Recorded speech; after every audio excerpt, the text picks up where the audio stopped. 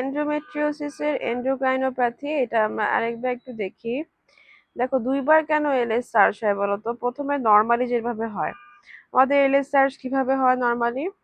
Rising oestrogen from dominant follicle. তো অনেক মানে অনেকক্ষণ ধরে যদি ইস্ট্রোজেন রাইজ করে থাকে তখন কি হয়, এটা হাইপোথ্যালামাসকে পজিটিভ ফিডব্যাক দেয়। তখন হাইপোথ্যালামাস থেকে গোনাডোট্রপিক রিলিজিং হরমোন, পিটুইটারি থেকে হচ্ছে গিয়ে এলএইচ হরমোনের পরিমাণ অনেক বেড়ে যায়।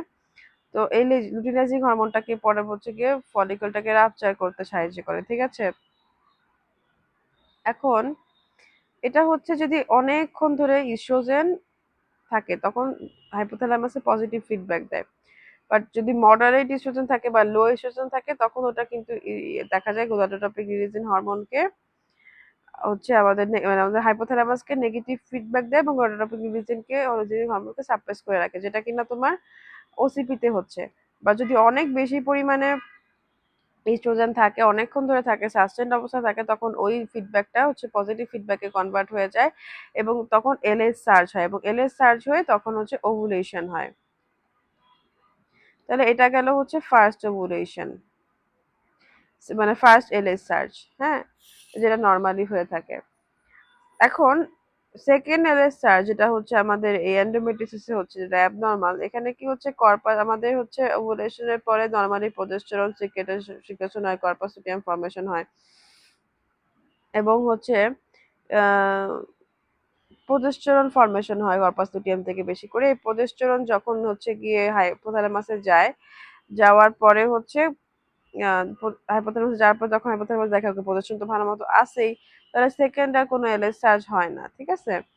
কর্পাস লুটিয়ামটা এখন প্রোজেস্টেরন আর হচ্ছে সেকেন্ড টাইম আর হয় না, আর সেকেন্ড এলএস সার্চ হয় না। বাট যেহেতু হচ্ছে এন্ডোমেট্রিওসিসে কর্পাস লুটিয়ামটা অনেক উইক হয়ে যায় এবং আর্লি লাইসিস হয়ে যায়, তখন কি হয়, প্রোজেস্টেরনটা অনেক লো থাকে এবং এই লো প্রোজেস্টেরনটাকে হাইপোথ্যালামাসকে গিয়ে বলে আহ,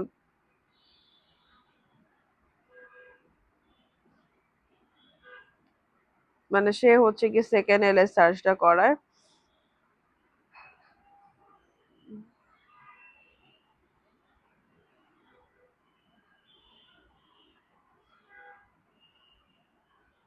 Hypothalamus still gets estrogen stimulation without progesterone break.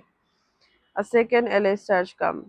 লো প্রোজেস্টেরন এবং পারিস্ট্রোজেন তো পিকেই আছে সারাক্ষণ, এত এন্ডোমেট্রিয়াম টিস্যু এন্ড ইস্ট্রোজেন পিকে আছে, প্রোজেস্টেরনের পরিমাণ লো, তো তখন হচ্ছে সেকেন্ড এলএস সার্চটা হয়।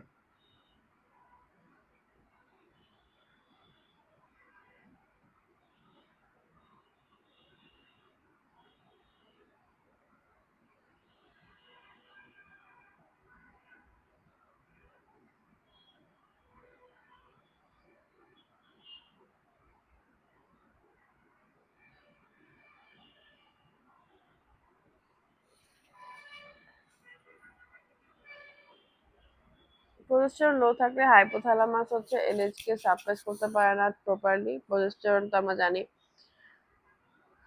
আহ, বেশি একটু পরিমাণে হচ্ছে প্রোজেস্টেরন দিলে সেটা কিন্তু এলএইচ কে সাপ্রেস করতে পারতো, তখন ইস্ট্রোজেন ট্রিগারিং করতেই থাকে তখন আবার একটা এলএইচ সার্চ হয়ে যায়।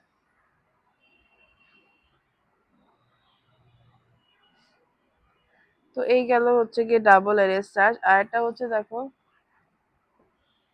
Corpus luteum insufficiency. এখানে কি হয়, যেহেতু প্রোজেস্টেরন রেজিস্ট্যান্ট হয়ে গেছে আর ইনফ্লামেশন হয়েছে, তো কর্পাস লুটিয়ামটা হচ্ছে এনাফ প্রোজেস্টেরন তৈরি করতে পারতেছে না, তার আগেই ভেঙে যাচ্ছে।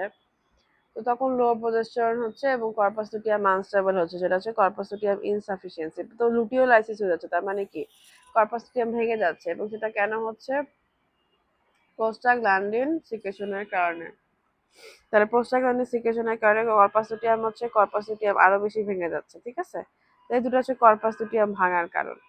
তারপরে ইনফ্লামেশন এবং অ্যাবনর্মাল প্রোস্টাগ্ল্যান্ডিন, দেখো disturbed follicle rupture. The follicle কি luteinizes but does not release egg, leads to poor ovulation. Follicle হচ্ছে কি রাপচার হচ্ছে না বা এগ রিলিজ করছে না, তো তখন কি হচ্ছে, পোর ওভুলেশন। আমরা এখন ওভুলেশন যে হচ্ছে না সেটার কথা বলবো। এই তিনটা কারণ। দেখো আমাদের ওভুলেশন হচ্ছে না, আনরাপচার ফলিকল থাকতেছে, অ্যানোভুলেশন হচ্ছে। আনরাপচার ফলিকল থাকতেছে কারণ হচ্ছে ইনফ্লামেশনের কারণে, এবং প্রোস্টাগ্ল্যান্ডিনটা হচ্ছে ফলিকল রাপচারকে ডিস্টার্ব করতেছে। অ্যানোভুলেশন হচ্ছে প্রোলাক্টিন যখন অনেক বেশি পরিমাণে বেড়ে যায় তখন কি হয়, গোনাডোট্রপিক রিলিজিং হরমোনের পরিমাণ হরমোনকে সাপ্রেস করে, এবং সাপ্রেস গুলো দেখা যায় যে এলএস চার্জও সাপ্রেস থাকে, তখন হচ্ছে ফার্দার অ্যানোভুলেশনটা ডেভেলপ করে। আবার আমরা দেখবো যে ডাবল এলএইচপি থাকতে পারে, যেটা কনফিগারেশন আমরা একটু আগে পড়লাম। তাহলে এটা হচ্ছে এন্ডোকাইনোপ্যাথি এন্ড এন্ডোমেট্রিওসিস।